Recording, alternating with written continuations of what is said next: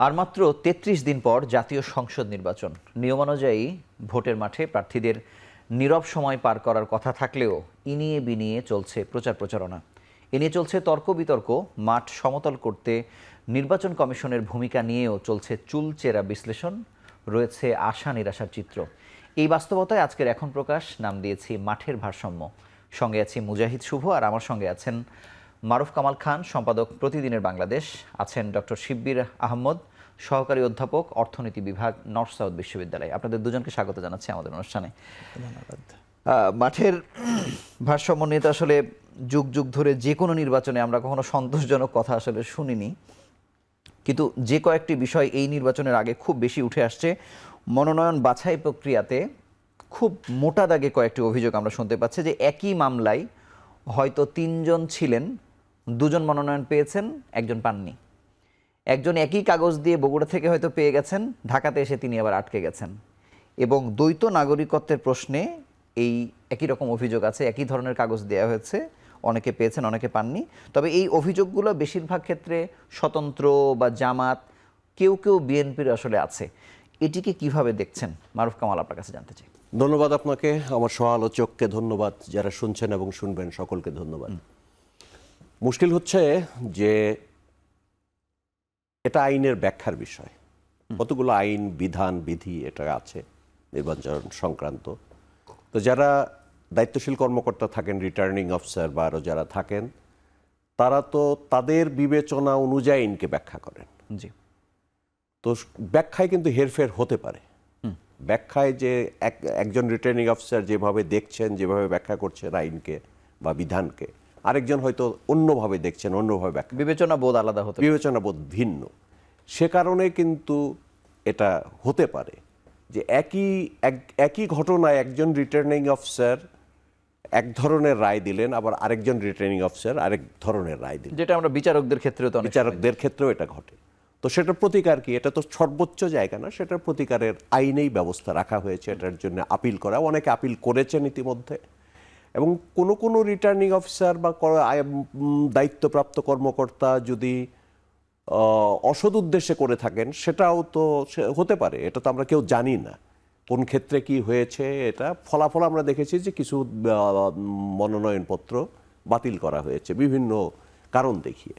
তো যদি সে কারণ যৌক্তিক না হয়ে থাকে, আইনসম্মত না হয়ে থাকে, তাহলে তারা চূড়ান্ত বাছাই কি বলে ওটাকে, ওই প্রত্যাহারের শেষ দিনের আগে তো তারা পেয়ে যাবেন, এটা আমরা আশা করি। এবং আমরা আশা করি এই অভিযোগগুলো থাকবে না এবং সবগুলো আইনগত প্রক্রিয়ায় নিষ্পত্তি হবে। কিন্তু এই অভিযোগগুলো যারা দিচ্ছেন তাদের বেশিরভাগই হচ্ছে স্বতন্ত্র বা জামাত বা এই অ্যালায়েন্সে যারা আসলে আছে। মানে এদের অভিযোগ বেশি দেওয়ার কি কোনো কারণ? আপনি না, কারণ আছে, অবশ্যই কারণ আছে। কারণ হচ্ছে নির্বাচনে প্রতিদ্বন্দ্বিতার অভিজ্ঞতা। একটা দল, যে দলের নির্বাচনের প্রতিদ্বন্দ্বিতার অভিজ্ঞতা বেশি, তার কিন্তু ভুল হওয়ার, ত্রুটি হওয়ার সম্ভাবনা কম থাকে। তো একজন স্বতন্ত্র প্রার্থী, তিনি হয়তো জীবনের প্রথমবারের মতো কন্টেস্ট করতেন, সুতরাং তার অভিজ্ঞতা কম থাকবার কারণে তার কিন্তু ভুলের সম্ভাবনাটা বেশি। তো এ কারণে হয়ে থাকতে পারে যে মানে আমি এটা সুনির্দিষ্ট করে কেস না আসলে তো বলা যাবে না। এটা হচ্ছে ঢালাওভাবে স্বতন্ত্রদের ক্ষেত্রে আপনার যুক্তি অনুযায়ী এটা বেশি হতে পারে, হওয়ার সম্ভাবনা থাকে। আপনাকে ধন্যবাদ। ডক্টর শিববীর, আমরা একটু অন্য প্রসঙ্গে যাই। যে 32 ঘন্টা হতে চললো, আমরা ফুল ফলাফল এখন পর্যন্ত যোগসু নির্বাচনের পাইনি, এবং আগের নির্বাচনগুলো নিয়েও আসলে টুকটাক অসঙ্গতি বা ছিল যে ফলাফল যথাসময়ে পাওয়া। এবং এটি নির্বাচনের ফলাফল আসলে যেদিকেই যাক না কেন, মানে এই যে আমরা একটা বিশ্ববিদ্যালয়ের ছাত্র সংসদের নির্বাচনকে যত সময় আসলে নিয়ে ফেললাম, জাতীয় নির্বাচনের পার্ট তো ওনারাও আসলে হবেন কোনো না কোনোভাবে। এটি দিয়ে কি আমরা কোনো বিচার করতে পারি যে জাতীয় সংসদ নির্বাচনটা আমরা সুষ্ঠুভাবে যথাসময়ে করতে পারবো কি পারবো না? সো প্রথমত আমি বলতে চাই যে যেই কয়টা ছাত্র সংসদ ইলেকশন এ পর্যন্ত হয়েছে, সবগুলোর ব্যাপারে কোনো পক্ষ এরকম অভিযোগ করে নাই যে ফলাফলটা পার্শিয়াল ছিল, অথবা পক্ষপাতিত্ব ছিল, অবৈধ ছিল, অথবা লেভেল প্লেয়িং ফিল্ড ছিল না সবার জন্য। এটা একটা পজিটিভ সাইন যে ইলেকশনগুলো সুন্দরভাবে হয়েছে, এবং ইলেকশনের পরে আমরা যদি ফলাফল মেনে নেওয়ার ক্ষেত্রে দেখি সেখানেও একটা চমৎকার এবং যারা পরিবেশ আমরা দেখেছি। একটু নিতে পারেননি তারাও আসলে খুব বেশি অভিযোগ তুলতে পারেন। খুব বেশি অভিযোগ তুলতে পারেননি, এবং রাজশাহী বিশ্ববিদ্যালয়ে সর্বশেষ যেটা হলো, রাজশাহী বিশ্ববিদ্যালয়ের মধ্যে কি চমৎকার পরিবেশ যে যারা হেরে গেছে তারা আনন্দ উৎসব করেছে, অন্যদেরকে কনগ্রেচুলেট করেছে। সো এটা একটা পজিটিভ ডেভেলপমেন্ট। এবং ইলেকশনকে কেন্দ্র করে যে উৎসবের পরিবেশ, ছাত্রছাত্রীদের মধ্যে আগ্রহের পরিবেশ, রাজনৈতিক ছাত্র সংগঠনগুলোর মধ্যে যে এক ধরনের সুস্থ প্রতিযোগিতা, ইলেকশনগুলো ভায়োলেন্স ছাড়া হচ্ছে, এইটাও আরেকটা পজিটিভ ডেভেলপমেন্ট ডেফিনেটলি। এখন আপনি যেটা বলছেন যে এই যে রেজাল্ট প্রকাশ করার ক্ষেত্রে যে অনেক সময় লাগছে, জি, দেখেন এইটা তো আমাদের একটা মানে টেস্ট কেস যে এই যে মেশিনের মাধ্যমে ভোট গণনা করা হচ্ছে। আমরা তো সাধারণত ম্যানুয়ালি কাউন্ট করে অভ্যস্ত। তো এখানে প্রথমবারের মতো মেশিনে গণনা করা হচ্ছে। জাহাঙ্গীরনগরে একটা অসুবিধা হয়েছিল, ম্যানুয়ালি গণনা করতে হচ্ছে। এখন ম্যানুয়ালি যদি গণনা করতে যায়, এটা একটা দীর্ঘসূত্রিতার ব্যাপার হয়ে যায়। এখন জগন্নাথে যেটা হয়েছে যে মেশিনের শুরুর দিকে একটুখানি মিসম্যাচ হচ্ছিল, এবং পরবর্তীতে মাল্টিপল টেস্ট করে গণনা করা শুরু করেছে। সর্বশেষ সম্ভবত একটা বা দুটো ব্যালট নিয়ে একটু অভিযোগ এসেছে। তো এইটা আমাদের এই সক্ষমতাটা ডেভেলপ করতে হবে। আমরা যদি এখানে সাকসেসফুল হই, যে আমরা মেশিন দিয়ে সাকসেসফুলি গণনা করে কম সময়ে ফলাফল প্রকাশ করতে পারছি, তাহলে এটাকে আমরা রেপ্লিকেট করতে পারবো ন্যাশনাল ইলেকশনের ক্ষেত্রে। তো আমার মনে হয় এটা ভালো হয়েছে যে 4টা ইলেকশন হয়েছে, আমাদের 4-5টা ইলেকশন হচ্ছে, এবং এখান থেকে যে লার্নিংগুলো আমাদের, এটা দিয়ে আমরা হচ্ছে ন্যাশনাল ইলেকশানে এটাকে কাজে লাগাতে পারবো। বাট ডেফিনেটলি আমাদের সক্ষমতা বাড়ানোর জায়গা আছে এখানে। এটা স্টিল যে আমি একটা ইলেকশন হওয়ার পরে 36 ঘন্টা লাগছে বা 2 দিন লেগে যাচ্ছে ফলাফল প্রকাশ হতে, এটা ডেফিনেটলি আমাদের জন্য কাম্য না। কিন্তু আমি এই প্রসঙ্গ ধরে মারুফ কামাল আপনার কাছে জানতে চাইবো যে এই সরকারের ব্যর্থতার কথা তো এই সরকার নিজেও নানাভাবে বলেছে যে তারা পারছেন না, ব্যর্থ হয়েছেন, আর এই সমালোচনা আছেই। কিন্তু এই অন্তর্বর্তী সরকার তো আসলে কোনো নির্বাচনের অভিজ্ঞতা আসলে তার নাই। মানে তারা কি আসলে এত বড় একটা নির্বাচন, ওই খেলা তো একদিনই ফাইনাল। দেখুন, আমার কাছে যেটা মনে হয় যে নির্বাচন বিষয়টা, জাতীয় নির্বাচন, বিশেষ করে জাতীয় নির্বাচনের ব্যাপারটা হচ্ছে যারা ক্ষমতায় থাকে সরকার, তাদের কিন্তু খুব বেশি কিছু করবে রোল নাই, তাই বলছে। এটা হচ্ছে প্রধান রোল, হচ্ছে প্রধান শক্তি, প্রধান নিয়ামক হচ্ছে নির্বাচন কমিশন। জি। এবং প্রশাসন থেকে আরম্ভ করে অন্যান্য আইন শৃঙ্খলা রক্ষাকারী বাহিনী এবং আরও যে সমস্ত মানে প্রয়োজনীয় অ্যাপারেটাস আছে, এগুলো কিন্তু নির্বাচন কমিশনের আন্ডারে চলে যায়। তো সুতরাং একটি নির্বাচন, আমাদের যে অন্য সমস্যা ছিল সেটা হলো যারা ক্ষমতায় থেকে কম্পিট করত, প্রতিদ্বন্দ্বিতা করত রাষ্ট্র ক্ষমতায় থেকে, সুতরাং তারা কিন্তু নির্বাচনে প্রভাব বিস্তার করত। এই যে দলীয় সরকার, রাজনৈতিক সরকার, তারা প্রভাব বিস্তার করত। তো সুতরাং তারা হস্তক্ষেপ করত, তারা নানা জায়গায় নির্বাচনের ফলাফলকে পাল্টে দেওয়ার চেষ্টা করত। সুতরাং সরকারের ভূমিকা অনেক বড় করে দেখা গেছে। কিন্তু এখনকার সময়ে কিন্তু সরকারের ভূমিকা, যেহেতু এই সরকার অনেকটাই ওই যে যেরকম আমরা আগে দেখেছি নির্দলীয় নিরপেক্ষ সরকার বা ওই অন্তর্বর্তী কেয়ারটেকার সরকারের মতোই চরিত্র সম্পন্ন সরকার, কারণ তারা কেউ কম্পিট করছে না, প্রতিদ্বন্দ্বিতা করছে না, তাদের কোনো পক্ষ নাই বা প্রতিপক্ষও নাই। তো সুতরাং তাদের ভূমিকাও কিন্তু অনেকখানি সীমিত। এখানে মূলত হচ্ছে নির্বাচন কমিশন, এবং নির্বাচন কমিশন তো নতুনই, প্রত্যেকটা নির্বাচনেই কিন্তু নতুন নতুন নির্বাচন কমিশন আসে, এবং সেই নির্বাচন কমিশনগুলো তাদের প্রাক অভিজ্ঞতা থাকে না, যে তারা আগে করে এসছেন তা না। তারা প্রতিটা নির্বাচনই তাদের কাছে অগ্নি পরীক্ষা, নতুন পরীক্ষা, সেই নতুন পরীক্ষায় তাদেরকে উত্তীর্ণ হতে হয়। এখন যে নির্বাচন কমিশন, তাদেরও কোনো প্রাক অভিজ্ঞতা নাই, তারা প্রত্যক্ষ কোনো প্রাক অভিজ্ঞতা নাই, পরোক্ষভাবে হয়তো আছে। তারা আইনের মধ্যে থেকে, সংবিধানের মধ্যে থেকে, তাদের ক্ষমতার যে আওতা এবং পরিধি নির্ধারণ করে দেওয়া হয়েছে তার মধ্যে থেকে তাদের যে কর্তৃত্ব দেওয়া হয়েছে, সেই কর্তৃত্ব প্রয়োগের মাধ্যমে তারা একটা সুষ্ঠু নির্বাচন জাতিকে উপহার দেবেন, এটাই সকলের প্রত্যাশা। পক্ষপাত মুক্ত থাকবেন তারা, এটাই প্রত্যাশা সকলের। এবং তারা কিন্তু অনেক কিছু নতুন কিছু ইন্ট্রোডিউস করেছেন। এবার তো খালি তাদের অভিজ্ঞতা নাই নির্বাচন করার তা না, তারা আরও কিছু বিষয় নতুন সংযোজন করেছেন। যেমন আপনি ধরুন ওই বিদেশি ভোট, প্রবাসীদের ভোট, ব্যালট ভোট, এগুলো তো তারা নতুন ইন্ট্রোডিউস করেছেন। সুতরাং আমরা দেখি না, আমরা ট্রায়াল অ্যান্ড এরারের মধ্য দিয়েই তো একটা জায়গায় আমরা পৌঁছতে চাই। নির্বাচন ব্যবস্থাই তো মানে শেষ হয়ে গিয়েছিল, নির্বাচন বলে তো কিছু ছিল না, পুরোটাই প্রহসন পরিণত হয়েছিল। এখন আমরা সর্বাগ্রে যেটা দেখতে চাই সেটা হচ্ছে মানুষ আবারও তার ভোটাধিকার ফিরে পেয়েছে, তারা ভোট দিতে পারে কিনা, উৎসবমুখর পরিবেশে তারা বিনা বিঘ্নে বিনা বিপত্তিতে তারা ভোট দিতে পারে কিনা, কোনো বাধা প্রতিবন্ধকতা ছাড়া তারা ভোট দিতে পারে কিনা, এটা আমরা দেখতে চাই। এবং প্রতিদ্বন্দ্বী যারা থাকবেন তারা কোনো আইনের ব্যত্যয় করেন কিনা, তারা কোনো বিধি লঙ্ঘন করেন কিনা, এই বিষয়গুলো নির্বাচন কমিশনকে খুব তীক্ষ্ণ দৃষ্টিতে নজর রাখতে হবে এবং প্রয়োজনীয় ব্যবস্থা নিতে হবে। এবং সবচেয়ে বড় সেটা হলো যেন আইন শৃঙ্খলা পরিস্থিতি যাতে সুষ্ঠু, স্বাভাবিক, শান্তিপূর্ণ, নিরাপদ থাকে, মানে মানুষ যাতে নিরাপদ থাকে, সেই ব্যবস্থা তাদেরকে করতে হবে। ধন্যবাদ। মানে এই প্রসঙ্গে যেমন আজকে জামাত ইসলামের পক্ষ থেকে বলা হয়েছে যে পক্ষপাত দুষ্ট ডিসি এসপিদের প্রত্যাহারের দাবি জামাতের, এবং একইভাবে সকালে ইউরোপীয় ইউনিয়নের প্রতিনিধিরা যে জামাতের আমিরের সঙ্গে বৈঠক করেছেন, এটার পরে তারা বলেছেন যে পাতানো নির্বাচনের আশঙ্কা দেখছে। এবং এরই সূত্র ধরে তারেক রহমানের নিরাপত্তা প্রসঙ্গে আসিফ মাহমুদ এনসিপির পক্ষ থেকে বলেছেন যে গোয়েন্দা প্রধানরা একটি পার্টি অফিসকে কেবলা করে ফেলেছেন, রাষ্ট্রীয় প্রতিষ্ঠানে যারা চাকরি করছেন তারা গিয়ে সাক্ষাৎ করছেন। এই নানা ধরনের গুঞ্জন সমালোচনা চলছে। সেই প্রশ্নের উত্তর ডক্টর শিববির আপনার কাছে জানবো। ছোট্ট একটা বিরতি নিয়ে ফিরছি। দর্শক, আপনারা দেখছেন এখন প্রকাশ।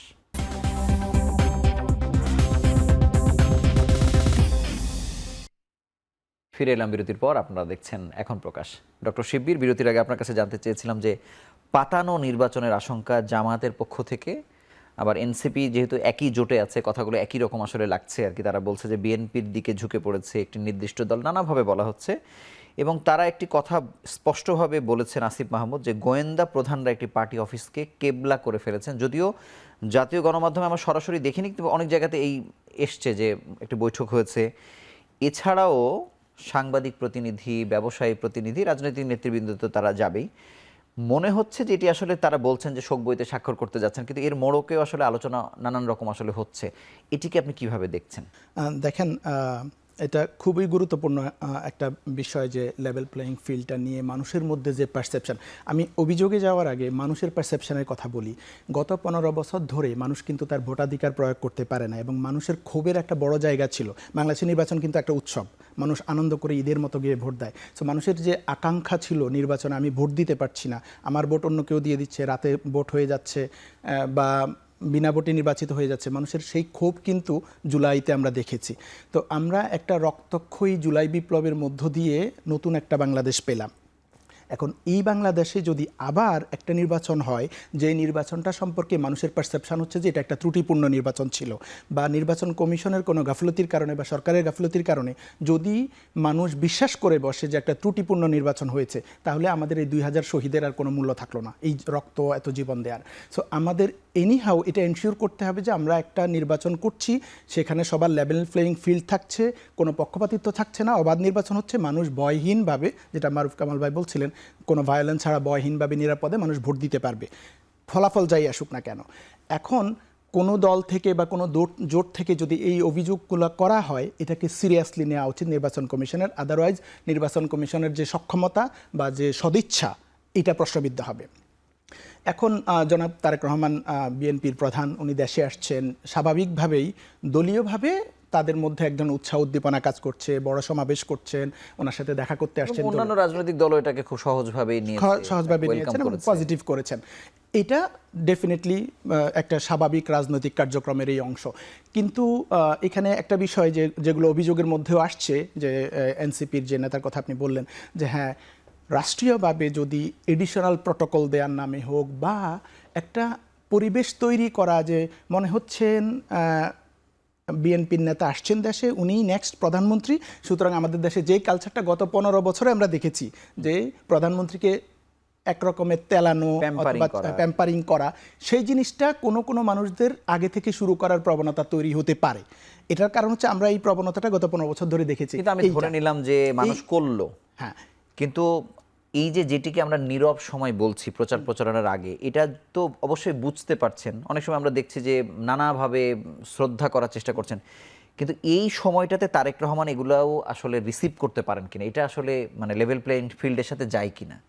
এইটা ডেফিনেটলি এখন যেমন কোনো ধরনের নির্বাচনী ক্যাম্পেইন বা নির্বাচনী আচরণবিধির ইস্যুজ আছে, তো এখানে আমার মনে হয় নির্বাচন কমিশন এবং বিএনপির প্রধান হিসেবে তারেক রহমানের এই জিনিসগুলো দেখা দরকার, যে এই মুহূর্তে তারেক রহমানকে কেন্দ্র করে যে ধরনের আচরণ করছে প্রশাসনের বা বিভিন্ন পেশাজীবী সংগঠন থেকে, যে Tarique Rahman next prime minister বা প্রাইম মিনিস্টার হয়ে গেছেন, জিনিসটা এরকম না। কিন্তু এই যে এক একই সাথে দুইটা ভর কেন্দ্র, একজন প্রধান উপদেষ্টা আছেন, রাষ্ট্র চালাচ্ছেন, আরেকদিকে তারেক রহমান আসছেন, তাকে মনে করা হচ্ছে তিনি প্রধানমন্ত্রী, এবং প্রধানমন্ত্রীর মতো করে তাকে প্রটোকল দেয়া সরকারের পক্ষ থেকে হোক বা পেশাজীবী সংগঠনগুলো বা অ্যাডমিনিস্ট্রেশন থেকে হোক, এই জিনিসটা ডেফিনেটলি লেভেল প্লেয়িং ফিল্ডের জন্য ক্ষতিকর। কারণ একটা দল এডিশনাল প্রটোকল পাচ্ছে, একটা দল পাচ্ছে না। তো এই অভিযোগগুলো আসা স্বাভাবিক। আপনার এই জায়গা থেকে আমি ঢাকা 17 আসনের জামাত মনোনীত প্রার্থী যিনি তারেক রহমানের সঙ্গে লড়বেন, তিনি আজকে একটি সোশ্যাল মিডিয়ায় লিখেছেন যে তারেক রহমান পূর্বে কখনো রাষ্ট্রপ্রধান বা রাষ্ট্রীয় কোনো দায়িত্বে ছিলেন না, অথচ তিনি প্রধান উপদেষ্টা কিংবা সেনা প্রধানের মতো প্রোটোকল পাচ্ছেন। কিভাবে পাচ্ছেন সরকার জনগণের কাছে পরিষ্কার করেনি। মানে এটিকে আপনি কিভাবে দেখেন? ধন্যবাদ। মূল ব্যাপারটা হচ্ছে কি, লেভেল প্লেয়িং ফিল্ড একটা বক্তব্য। মানে সকলের সুযোগের সমতা, সুযোগের সাম্য যেটা আমরা বলি, সেটা তো এটা কিভাবে হবে, কতটা হবে, কিভাবে বাস্তবায়িত হবে, সেটা নিয়ে সেটা ব্যাখ্যা সাপেক্ষ।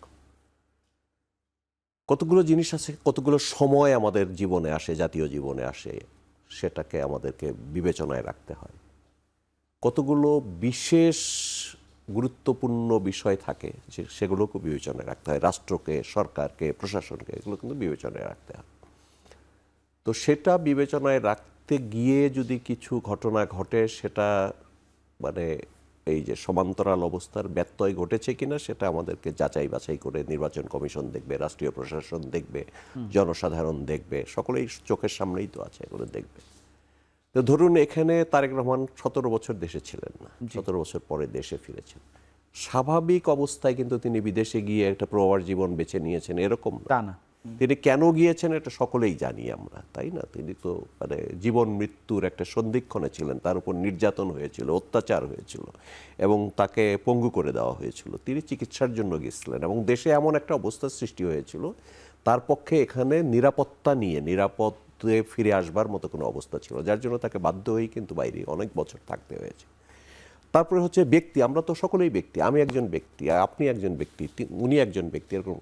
কিন্তু সকলের নিরাপত্তা কিন্তু সমান না। কিন্তু নিরাপত্তার যে ঝুঁকির কথা বলি আমরা, সেটা সমান না। ঝুঁকি মানে আমেরিকার মতো, আমেরিকার কথা আমি এর আগেও বলেছি, আমেরিকার মতো একটা নিরাপদ রাষ্ট্রে যদি দেখেন, সেখানে কেনেডি পরিবার, তার নিরাপত্তা ঝুঁকি ছিল ভয়াবহ। বারবার এই পরিবারের লোক কিন্তু আঘাতপ্রাপ্ত হয়েছে, তারপরে হত্যাকাণ্ডের শিকার হয়েছে। এটা আমেরিকার মতো নিরাপদ দেশ।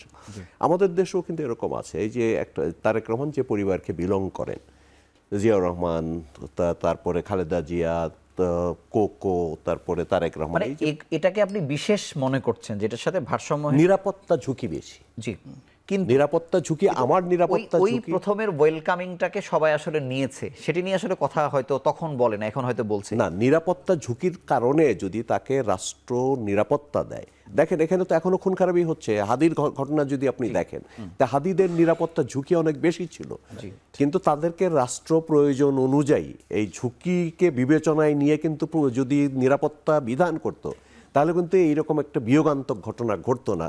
আজকে রাষ্ট্র কিন্তু ব্লেমড হচ্ছে যে তোমরা তার নিরাপত্তা ঝুঁকিকেও বিবেচনায় কেন নেও নাই। তারেক রহমানের ক্ষেত্রেও কিন্তু এই বিষয়টা আমাদেরকে বিবেচনায় নিতে হবে যে এই পরিবারে একজন নিহত হয়েছেন, আরেকজনের মৃত্যু নিয়ে প্রশ্ন আছে, খালেদা জিয়ার মৃত্যু স্বাভাবিক কিনা, তার কনিষ্ঠ। কিন্তু আমি যদি ওইটাকে মেনেও নিই, বা আমি হয়তো এই 17 আসনের জামাত মনোনীত প্রার্থীর কথাটাকে হয়তো বা আমি অ্যাকসেপ্ট করলাম, কিন্তু এর পরে মানে যে কথাটা আমি ডক্টর শিববীরকে বলছিলাম যে তাকে ঘিরে যে এই যে জোয়ার, আমি সেটা তো বলছি, আমি তো মানে শেষ করি নাই। আচ্ছা, আমি তো কথাটা বলছি। এটা গেল নিরাপত্তা।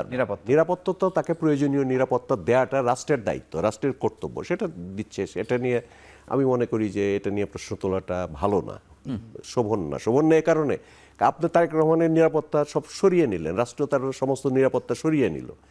কালকে যদি আল্লাহ না করুক একটা ঘটনা ঘটে, তখন তো এই রাষ্ট্রেই তো ব্লেমড হবে যে তার ঝুঁকিকে বিবেচনায় তোমরা কেন নাও নাই। এটা একটা কথা। তারপরে হচ্ছে একটা বিশেষ ঘটনা ঘটেছে, তারেক রহমান অনেক দিন পর দেশে ফিরেছেন, দলের দায়িত্ব নিয়েছেন, এর মধ্যে বেগম খালেদা জিয়া ইন্তেকাল করেছেন। এই যে বিশেষ ঘটনাটা, এই বিশেষ ঘটনাটাকে কেন্দ্র করে কিন্তু বেগম খালেদা জিয়া, আপনি জানেন, আমরা সকলেই জানি যে তিনি দল মতের ঊর্ধ্বে উঠে গিয়েছিলেন। তিনি তার জীবন কর্মের মধ্য দিয়ে নানাভাবে দল মতের এবং সকলের শ্রদ্ধা তিনি অর্জন করেছেন। যারা এই দেশকে ভালোবাসে, স্বাধীনতাকে ভালোবাসে, গণতন্ত্রকে ভালোবাসে, সার্বভৌমত্ব টিকিয়ে রাখতে চায়, এই সমস্ত মানুষরা খালেদা জিয়াকে অন্য দৃষ্টিতে দেখে, অনেক বেশি শ্রদ্ধার দৃষ্টিতে দেখে। আমার সারা দেশের মানুষ তার প্রতি শ্রদ্ধা নিবেদন করেছে। তো এই যে ঘটনাটা ঘটে গেছে, এই ঘটনাটাকে কিন্তু আমাদের বিবেচনায় রাখতে হবে। এর কারণে কিন্তু সকলেই, অনেকেই দলমত নির্বিশেষে কিন্তু সেখানে যাচ্ছে, শোক বই খোলা হচ্ছে। যেমন খালেদা জিয়ার কবরেও যেমন যাচ্ছে ফুল দিতে, ফাতেহা পাঠ করতে, সমস্ত মানুষ ভিড় করছে, যাচ্ছে। তো এটা তো এই যে এর সঙ্গে ভোটের কোনো সম্পর্ক নেই। এবং তারেক রহমানের কাছে যারা যাচ্ছে তারা কিন্তু ওখানে শোক বইতে স্বাক্ষর করতে যাচ্ছে, এটাকে যদি মনে করেন ব্যক্তিগতভাবে তাকে শোক জ্ঞাপন করতে যাচ্ছে, তার প্রতি সহানুভূতি জানাতে যাচ্ছে। ধরুন এই যে জামাত ইসলামীর আমিরও তো গেছেন, উনি কি তারেক রহমানকে রাজনৈতিকভাবে সমর্থন করতে গেছেন? তা না, বা তার ভোটের ক্যাম্পেইনিংকে জোরালো করতে গেছেন। সেই এনসিপি যখন প্রশ্ন তোলে এবং সামনে যেহেতু নির্বাচন আছে, এখন যেহেতু প্রচারণার সময় না, মানে এটা কি কোনোভাবে ব্যত্যয় হয় না তাই বলছেন আপনি? আমি মনে করি কোনো ব্যত্যয় ঘটেনি। ব্যত্যয় ঘটবে তখনই ঘটবে যে অন্যদেরকে যদি সাপ্রেস করা হয়, অন্যদেরকে সুযোগ সুবিধা বঞ্চিত করা হয়, তাকে এক্সট্রা কোনো সুযোগ সুবিধা দেওয়া হয়।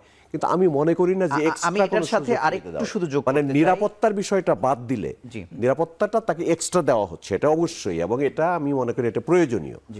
এবং এর বাইরে তো তাকে আলাদা কি প্রোটোকল দেওয়া হচ্ছে? আচ্ছা, আমি যেমন উনি উত্তরবঙ্গে সফরে যাচ্ছেন, বলা হয়েছে যে ধর্মীয় এবং সামাজিক কাজের অংশ হিসেবে যাচ্ছেন।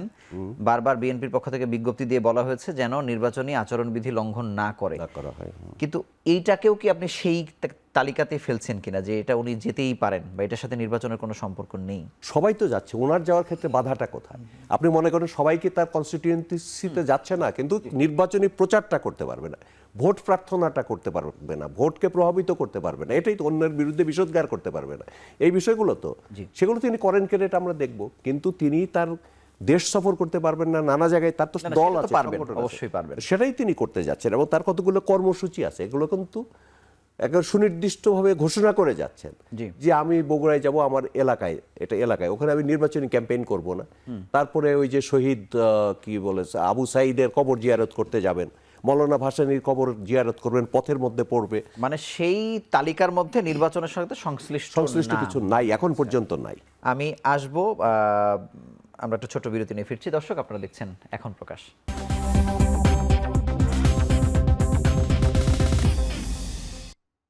ফিরে এলাম বিরতির পর, আপনারা দেখছেন এখন প্রকাশ। ডক্টর শিববীর, আগে আমরা ভূমিধস বিজয়ের কথা বারবার শুনেছিলাম, এবার এসে খুবই সারা মানে 32 ঘন্টা ধরে মানুষের অপেক্ষা যে হাড্ডাহাড্ডি একটা লড়াই হচ্ছে, সেটি অন্যগুলোতে আসলে হয়েছে। এই নির্বাচন কোনো বার্তা জাতীয় নির্বাচনে দেয় কিনা, এটার বাইরে যদি আমি আপনাকে বলি যে যতগুলো জরিপ হয়েছে, আমরা সবশেষ জরিপে দেখলাম যে বিএনপির ভোট হচ্ছে 70% এবং হচ্ছে জামাতের 19% বা 18% এরকম বলা হচ্ছে। আগেরগুলোতে খুব 4% বা 12% এরকম ছিল। মানে হঠাৎ করে এত পার্থক্য কেন হলো? 70% যদি হয় তাহলে কি আসলে বিএনপি মানে 280-300-তে আসলে জিতে যায় কিনা, মানে আমার জানার বিষয়, মানে এগুলোর প্রতি আসলে কোনো বিশ্বাস বা এটার কোনো প্রভাব আদৌ কি নির্বাচনে পড়বে কিনা? আমি আপনার এই প্রশ্নে যাওয়ার আগে মাহফুজ কামাল ভাইয়ের সাথে একটু দ্বিমত করে ওটা বলি যে তারেক রহমান সাহেব যে বগুড়ায় ভিজিট করছেন বা উত্তরবঙ্গে ভিজিট করছেন, এই জিনিসটা নির্বাচনে আচরণবিধি লঙ্ঘন করছে কিনা, এটা একটা প্রশ্ন থেকে যায়। দেখেন, এখানে আচরণবিধি একদম কাগজে কলমে লঙ্ঘন হচ্ছে কিনা তার চেয়েও বেশি হচ্ছে যে মানুষের পারসেপশনটা কি, যে মানুষের পারসেপশনটা হচ্ছে কেউ বেশি সুযোগ সুবিধা পাচ্ছে কিনা, অন্যরা একই কারণের জন্য বা একই দোষের জন্য একজন দোষী হচ্ছে আরেকজন হচ্ছে না, এরকম ব্যাপার হচ্ছে কিনা। যেমন জামাতের পক্ষ থেকে এই অভিযোগগুলো আসছে যে কারো যেমন দ্বৈত নাগরিকত্বের ব্যাপারে কারো ব্যাপারে ছাড় দেওয়া হয়েছে, কারো ব্যাপারে স্ট্রিক্টলি সেটা ফলো করা হয়েছে, একজনটা বাতিল হয়ে যাচ্ছে আরেকজনটা বৈধ হচ্ছে। যেমন জামাতের একজন ক্যান্ডিডেট অভিযোগ করছেন যে ওনার নমিনেশন বাতিল হওয়ার কারণ ছিল ফেসিবাদী আমলের মামলা, এবং যখন ওনাটা বাতিল হলো পুলিশ সদস্যরা সহ হাততালি দিচ্ছে, তার মানে হচ্ছে প্রশাসনের মধ্যে উনি অভিযোগ করছেন যে প্রশাসন তাহলে বিএনপিকে এই পক্ষপাতিত্বটার কথা ওনারা অভিযোগ আনছেন যে কোনো জায়গায় ঋণ খেলাপির জন্য কাউকে বাতিল করা হচ্ছে না, আরেকজনের ক্রেডিট কার্ডের অল্প কিছু বাকি ছিল দেখে তারটা বাতিল করে দেওয়া হচ্ছে। তার মানে সবাই সমান ট্রিটমেন্ট পাচ্ছে না বলে ওনারা বলছেন। আমি বলছি ওনাদের অভিযোগের চেয়েও বেশি যেটা আমি শুরুতেই বলছিলাম যে মানুষ এটাকে কীভাবে নিচ্ছে। মানুষ যদি একবার মনে করে যে এখানে পক্ষপাতিত্ব হচ্ছে, তাহলে কিন্তু নির্বাচন যতই আপনি ফেয়ার করেন এটা ত্রুটিপূর্ণ নির্বাচন হিসেবে থাকবে। সো এটার ব্যাপারে আমি মনে করি ইলেকশন কমিশনের আরও সিরিয়াস হওয়া উচিত। একটা দলের প্রধান হিসেবে তারেক রহমান যদি এখন সম্মেলন করেন, একটা সমাবেশ করেন, সেখানে নিঃসন্দেহে মানুষজন ধানের শীষের মিছিল করতে করতে আসবে, এটা কিন্তু ক্যাম্পেইনেরই পার্ট। এবং এটা যদি কবর জিয়ারতেও যান, ভাসানীর কবর জিয়ারত, বাবু সাইদের কবর জিয়ারত, সেখানেও কিন্তু মানুষজন দলীয় নেতাকর্মীরা শুভেচ্ছা জানাতে জানাতে দলীয় প্রতীক নিয়ে, দলীয় প্রতীক গায়ে মেখে বা ফেস্টুন নিয়ে আসবে। সো এইটা এই নির্বাচনী আচরণবিধি লঙ্ঘনের মধ্যেই পড়বে। আমার মনে হয় এগুলো নিয়ে ডেফিনেটলি কথা বলার জায়গা আছে। আমি তো জরিপের প্রসঙ্গে একটু জানি। আপনার জরিপের প্রসঙ্গটায় যদি আসি, সম্প্রতি যোগসু নির্বাচনের কথা যেটা বলছেন, যে যোগসু নির্বাচনে অন্যান্য নির্বাচনগুলো চেয়ে এখানে আমরা দেখছি একটা তুমুল প্রতিযোগিতা হচ্ছে ছাত্রদল এবং ছাত্র শিবিরের মধ্যে। ছাত্রদলের যে একটা জোট বা ছাত্র শিবিরের যে কম্বাইন্ড যে ঐক্যবদ্ধ শিক্ষার্থী জোট বা অদম্য জবিয়ান ঐক্য, তো এই জায়গাটাই যে প্রতিদ্বন্দ্বিতামূলক একটা নির্বাচন হচ্ছে, এটা কিন্তু জাতীয় নির্বাচনের জন্য একটা ভালো বার্তা দেয় যে ছাত্রদল আগের ইলেকশনগুলোতে অনেক খারাপ করেছে, অনেক ক্যাম্পাসগুলোতে শুধু চট্টগ্রামে একটা এজিএস জিতেছে, সেখান থেকে ছাত্রদল কামব্যাক করে যোগসুতে খুব ভালো করছে। এটার পেছনে কারণ হচ্ছে ছাত্রদল জগন্নাথ বিশ্ববিদ্যালয়ে অনেকগুলো ছাত্র কল্যাণমূলক কাজ করেছে। এই যে গণতান্ত্রিক চর্চা যে রাজনৈতিক দলগুলোকে পরিশুদ্ধ করে এবং ভালো রাজনীতি আমরা যেটা কামনা করি যে জুলাই বিপ্লবের পর একটা সুন্দর ক্যাম্পাস হবে, সুন্দর পলিটিক্স হবে কম্পিটিটিভ ওয়েতে, এখানে কিন্তু সেটা হয়েছে। যোগসুতে ছাত্রদল অনেক ছাত্র কল্যাণমূলক কাজ করেছে এবং একটা সম্মিলিত প্যানেল দিয়েছে, এগুলোর আউটপুট আমরা দেখতে পাচ্ছি। জাতীয় নির্বাচনে এই যে শতাংশের যে পার্থক্য, এটি জি, এই এমিনেন্স অ্যাসোসিয়েটসের যে রিসেন্ট জরিপটা এসেছে, আমি ওনাদের সেমিনারে ছিলাম, আমার কাছে মনে হয়েছে এই জরিপটা আসলে একটা আউটলায়ার। এইটার পদ্ধতিগতভাবে এখানে অনেকগুলো গলদ রয়েছে।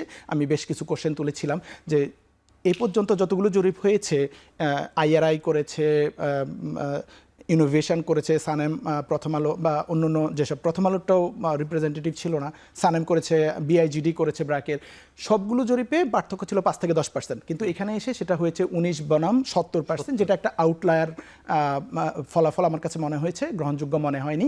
এটার বেশ কিছু কারণ আছে। তারা যে স্যাম্পলিংটা করেছে, যে প্রত্যেক ইউনিয়নে গিয়ে প্রতি আসন থেকে 2টো করে ইউনিয়ন চুজ করেছে এবং সেখান থেকে প্রতি ইউনিয়নে 30টা হাউস হোল্ডে 30 জনের রেসপন্স নিয়েছে। এই 30 জন আমি আস্ক করেছিলাম ওনাদেরকে, এই 30 জন কীভাবে ওনারা চুজ করেছে। ওনারা একটা ইউনিয়ন সেন্টারে গিয়েছে এবং সেখান থেকে যতক্ষণ পর্যন্ত 30টা পাচ্ছেন না ততক্ষণ যাচ্ছে। এটা আসলে পিওর র্যান্ডম স্যাম্পল বলতে যা বোঝায় ওরকম হয় নাই, প্রথমত এটা। নাম্বার 2 হচ্ছে যে ওনাদের সার্ভেতে ভোট দিতে চাই না, ভোট দিব না, এরকম সংখ্যা আসছে 0.3%, যেটা খুবই আনইউজুয়াল। এটা হওয়ারই কথা না, কারণ অন্য কোনো সার্ভেতে এরকম আসে। আমার হাতে যেহেতু সময় কম, মারুফ খান, আপনার কাছে শুধু সংক্ষেপে জানতে চাই যে মানে এই ব্যবধানটা আসলে কেন হলো, এটার মধ্যে কোনো সিগনিফিকেন্স আছে কিনা?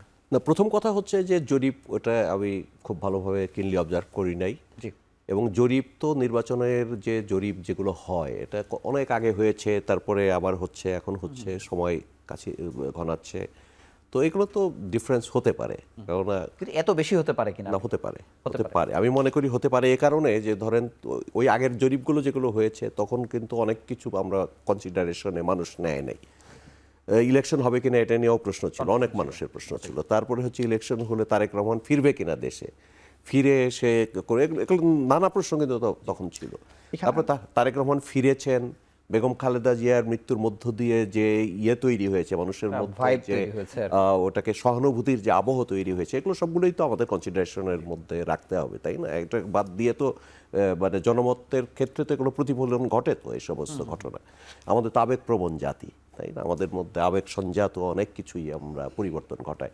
তাই এবং এটাই যে চূড়ান্ত সেটা না, এটা আরো যখন ঘনাবে, সময় ঘনাবে, আরো জরিপ হবে, আমরা দেখি। এই জরিপটার একটা বড় গলদ আমি যেটা দেখেছি, যে এখানে যেমন সিদ্ধান্তহীন ভোটারের পার্সেন্টেজ আছে 1.5%, যে এটা টোটালি আনরিজনেবল। মানে আপনি যত সার্ভেতে, সর্বশেষ আইআরআই সার্ভেতে এসেছিল, তাও আইআরআই বিশেষ টেকনিক ব্যবহার করার কারণে সেখানে 17% ভোটার ছিল যারা সিদ্ধান্তহীন, এখনও ডিসিশন নেয়নি কাকে ভোট দিবে। কিন্তু এই সার্ভেতে, ইমিনেন্সের সার্ভেতে আসছে 1.5%।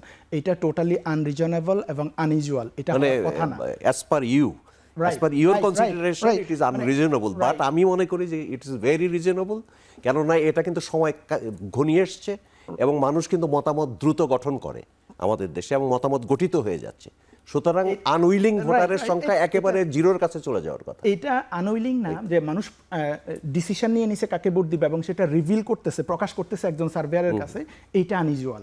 সে হয়তো ডিসিশন নিয়ে থাকতে পারে কিন্তু একদম প্রকাশ করে দিচ্ছে 99% মানুষ যে আমি অমুক দলকে ভোট দিব, এইটা না, এটা সময়টা অনুকূল হলে মানুষ প্রকাশ করে। একটা সময় ধরেন আওয়ামী লীগ যখন ছিল ক্ষমতায় তখন কিন্তু আপনি কোনো সুষ্ঠু জরিপ করতে পারতেন না, সে আগে বোঝার চেষ্টা করতো গ্রামের লোকটা যে আমি নিরাপদ কিনা, আমি মতামত দেবো কিনা, বা কোনো সরকারি লোক কিনা, সে এসছে আমার মতামত জানার জন্য। আরেকটা ইন্টারেস্টিং জিনিস ছিল ওইটা কিন্তু এখন নাই। ওনাদের ফাইন্ডিংসে আরেকটা ইন্টারেস্টিং জিনিস ছিল যে কে সরকার গঠন করবে, কাকে ভোট দিবে বা কে তার কনস্টিটিউয়েন্সিতে জিতবে, এখানে মেল ফিমেলের যে প্রপোর্শনটা এটা অলমোস্ট এক্স্যাক্টলি ইকুয়াল ছিল। যেমন 70% পুরুষ মনে করে বিএনপি জিতবে, 70% নারী মনে করে বিএনপি জিতবে, 19% মানে পুরুষ মনে করে জামাত ছিল, জিতবে, আপনি বলছেন। 18% নারী মনে করে জামাত জিতবে। এই যে এইটা একদম ইকুয়ালি কনসিস্টেন্টলি সব জায়গায় নারী পুরুষ সমান সমান, এটাও একটা আচ্ছা, something না, fishy এটা আমার কাছে। যে কোনো আমরা আসবো, আমরা ফলাফলে বিরতির- আপনি আমি প্রত্যেকেই সন্দেহ করতে পারি, জি।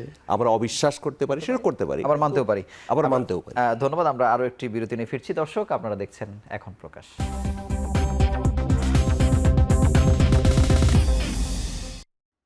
আবারও ফিরে এলাম বিরতির পর। আপনারা দেখছেন এখন প্রকাশ। মারুফ কামাল, আপনার কাছে জানবো যে জামাতের সাথে যে জোটটি আসলে হচ্ছে, জামাত, এনসিপি বা 11 দল, কেউ কেউ বেরিয়ে যাবার কথা শোনা যাচ্ছে, যদি আসলে থাকে এটি কি বিএনপির জন্য খুব বড় প্রেশার হবে কিনা? যেহেতু জরিপেও তো অনেক ভালো ভালো ফলাফল আমরা না, পাচ্ছি। আমি এটা সমর্থন করি, এই জোটকে সমর্থন করি এ কারণে জোটবদ্ধতাটা দরকার।